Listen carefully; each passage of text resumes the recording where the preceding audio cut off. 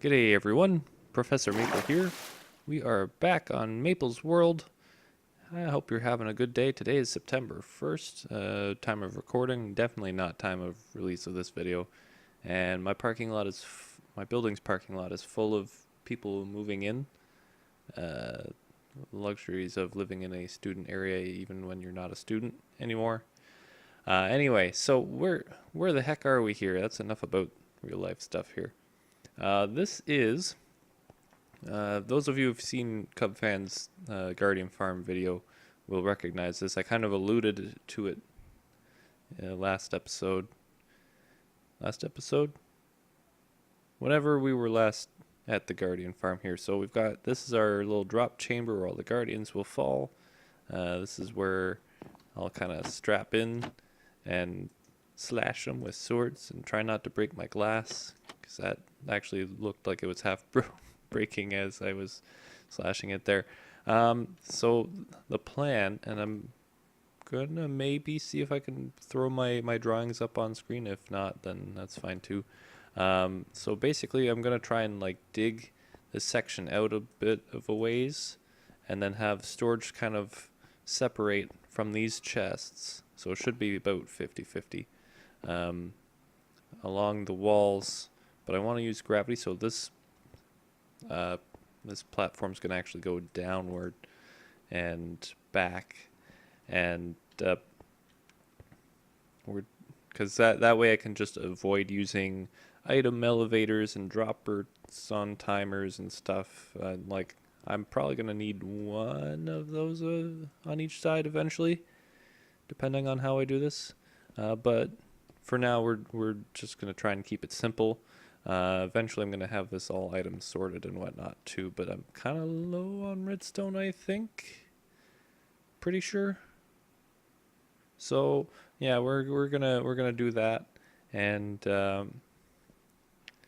also something we're gonna do just 'cause, before we get too far in is the ceiling is going to be glass. I've already kind of replaced the gravel up top with some glass, and we're going to have this cool sort of skylight thing going on. It's going to be a pretty high ceiling, I've realized, because if this is the height of it, just kind of at the fight the Guardians level here, then it's going to be even higher if we go down low to do the rest of the farm here. So anyway, we're gonna kind of expand this area a bit more because it is still kind of small, and then we're gonna get back to that in just a moment here.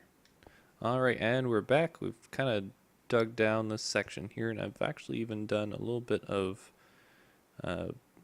planning for these storage bays here. So so this hopper line, I already started it before last clip there, was going to feed this way into the wall. That one's going to feed that way into that wall. And it's basically going to go around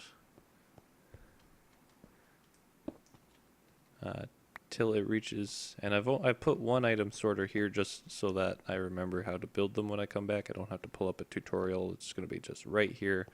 But I think to start out, we're just going to have them drop into chests, and if I want to sort it, I'll sort it manually. But we're going to have like a section of, I think we're going to do this way. So we're going to have like an even wide hallway, but an odd wide sections along the walls. So like this is going to be indented a bit, I think. Oh, the pathways, ghost blocks in a really weird way. All right.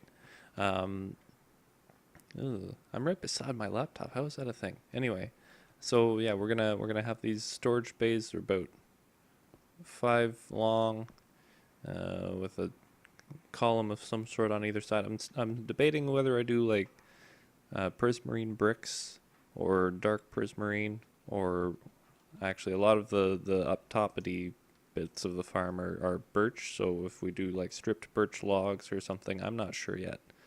But basically we're gonna have you know, at least a couple sections on either side, and then further down we're gonna have like a bubble vader to get up top there to the surface, because I don't really have a, like, once I close the roof up here, I'm not really gonna have like an actual exit anymore. So I've got to fix that situation, and then we're also gonna have a like another portal and an ender chest, and no ender chest. Well, we'll probably have an ender chest too, but an enchanting table is what I meant, because we'll get a XP off this farm, and then we'll probably also need a like a bed or something. I'll move the bed that I have up top there. Ooh, fell in a hole. Up top down here. Oh, and I just realized my heart just jumped out of my chest there. I just realized how much the Prismarine brick texture looks like the creeper texture in the wrong lighting. That was weird. That was not good. So yeah, you see here we've got conduit power, thanks to all that exploring we did last adventure, not last episode. Semantics. Anyway, so here we have the tube. This is where we're going to put our lava. It's going to be about 2 high. I think that's meant to be 3 high. I might have to triple check that. I also haven't been in bed for a while, so let's do that right quick before we get phantomed. Having this birch farm here is actually really nice. Come on. There we go. Sleepy time. There we go. Could use some rest. Alright. And so yeah, we're going to keep this farm here just a little bit longer. I'm going to move that bed. I'm probably going to dye it to match the theme, the build theme. But you can see here we've got the sort of the width of the feeding tube started. I haven't really finished it off yet. I'm going to do that later. And we've also got all... And I actually don't know how many gates are in here. I've only opened the ones on the sides, like the ones sort of keeping the waters from spilling off into the lower section. And the rest of them I have to open after I put all the water in. And then after that I have to put all the water in underneath. As we could see, oh, ow, here, I've started using kelp to fill in the water, so there are guardians spawning still, which is good. I honestly didn't really expect that to change, but we're progressing very close to a stage where we can actually use this farm. I fell a lot of times placing all these things, but it was fun. It was fun, relaxing. It was relaxing, that's for sure. But now I'm not sure. I think we're gonna have to place the water before I put the roof on it. So we'll maybe do a little bit of that, and be back in a bit here. Okay, well I guess that proves it. These 1.12 maps that we obtained from villagers, they still work in the 1.13 seeds. I'm not sure how that works, but it's cool that they do. I'm glad that that's the case. You don't have this useless map that you get from a version ago or whatever. Aha! How about you, fishy fish person thing? And we're back. I've been doing some decorating. This is what the underground bunker looks like now. This is the area where I had those shulkers and chests set up now. I ended up defeating that ocean monument with a trident. That seems to be, I think that's going to be my my monument weapon of choice from now on instead of the sword. Anyway, so we've got some item filters set up in some storage areas. I'm using some of these chests for temporary storage, as well as the next storage annex over, I guess you could call it. Is it an annex? Little storage bay? Storage bay, that might be the best one. And we've also got a bed there. Might try and decorate this to be like a secondary bedroom for when I'm over here. Not that it's super far from base, but we've also got an enchanting area for when we've got our XP from the Guardians. We can just enchant and repair things. Got our nether portal set up. got kind of this door area thing here that kind of looks like plankton from SpongeBob. And this brings us up to the surface and back down again. I'm gonna maybe put a platform out here instead of just having this little tube here. We could just walk in instead of swimming up to it and then hopping out. It's a little clumsy. Back there's the old nether portal.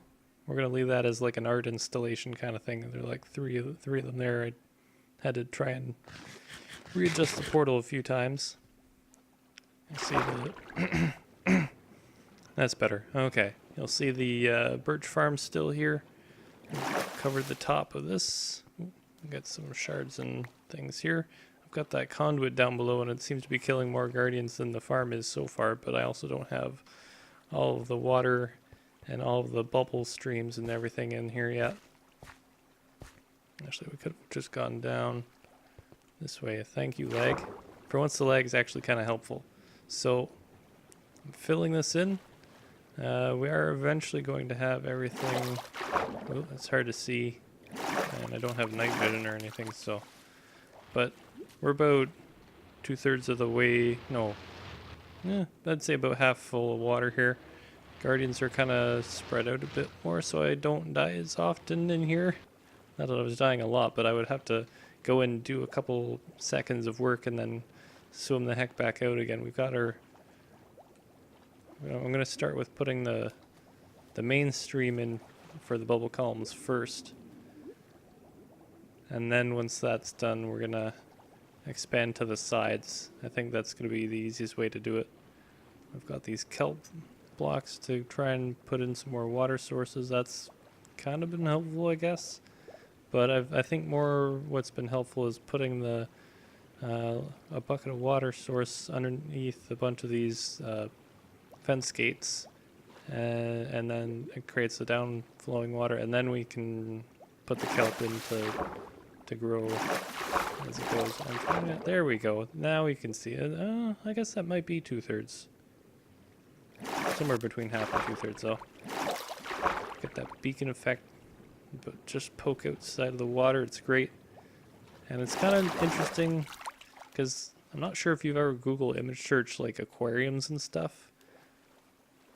But there are some where like people will have a pond or an aquarium or whatever, and then they have like this sort of smaller bit of aquarium that pokes out of the pond that's full of water, so the fish can kind of swim up into it and see like the surface level or above surface level. That's kind of what this farm's starting to remind me of, because you swim in and you swim up. It's maybe not the same near the front, but especially near the back, you kind of get that impression of that sort of phenomenon there. You're just looking out. Oh, that's kind of weird. Yes, line up, come on down to your doom at the bottom of the ocean. All right, so we've got the farm at 50% capacity at the moment.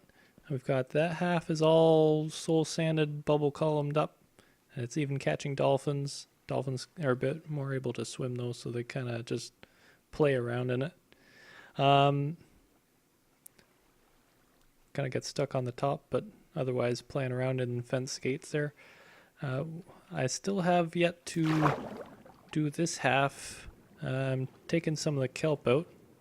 And of course, guardians are still spawning. I can't show you guys this for very long. But yeah, just this forest of kelp. And I haven't even had to wait for all of it to grow to level 25, or age 25 height. Maximum height for the thing. Picking all the age 25 ones. This should do for the making of all the water sources here. So that's... Ooh. Goodbye... ink sac carrier. So yeah, we're in the process of emptying all the kelp out of here, filling it up with soul sand so that we can bring this thing up to 100% capacity. Because right now, and I'll show you how crazy awesome this farm is. as you can see here, and this is kind of light compared to some of the other loads we get. But even at, oh gosh, that sounds close. Even at 50% capacity, this place is pretty busy. Where are you? That sound like you're that area? Must be up there somewhere, I guess.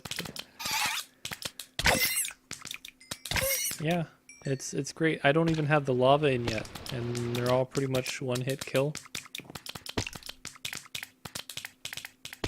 And in fact, I still get some that die when they hit the bottom here. So I almost wonder if putting in the lava might be more like a... If I put in lava to toggle, and then we can choose whether or not we want them to just die before they get here, if I want to XP farm it. I think that might be an option. But as you can see, even with all these sort of other guardians filling out the sides of the farm, because it's not 100% yet, if my connection will permit me to hit some of these. There we go. There's a lot of just awesomeness going on here. Alright, so this Guardian farm is officially complete. I'm leaving the top open. I don't remember if I mentioned, just because I don't need it to spawn any higher rates than this. This is perfect. One thing I am changing though is we've got some supports going on the sides there, and I've also, because these bubbles create a lot of lag, and I think part of it is just the computer trying to show you all those bubbles. What I'm gonna do, instead of leaving this open or putting glass there, I'm gonna put a solid prismarine wall there. I'm almost done the first side here. I'm gonna do the other 3 sides later. As you can see, my frames are dropping because we're getting too close to the bubbles here. Meantime, I have the tree farm gone. This smelting station will go as well. The portal frame will stay there because, again, as I mentioned before, art installations. I like leaving the overworld portals where they are, if they're not in the way or anything. You could see I put in this little lip over the tube, I guess you could call it. So now we can just walk onto it, and it's nice and easy. And I don't think anything's really changed down here much. We still have our nether portal, enchanting area. This area might change function in 1.14 with all their new little, like, Fletcher's stands and things that come out of that. So we'll see about that. But otherwise, I think we're going to move on to bigger, better, newer, more different projects next episode, so stay tuned for that. I've been Professor Maple. You've been watching me on Maple's World, and I hope you have a good now, have a good later, and we'll see you next time. Goodbye!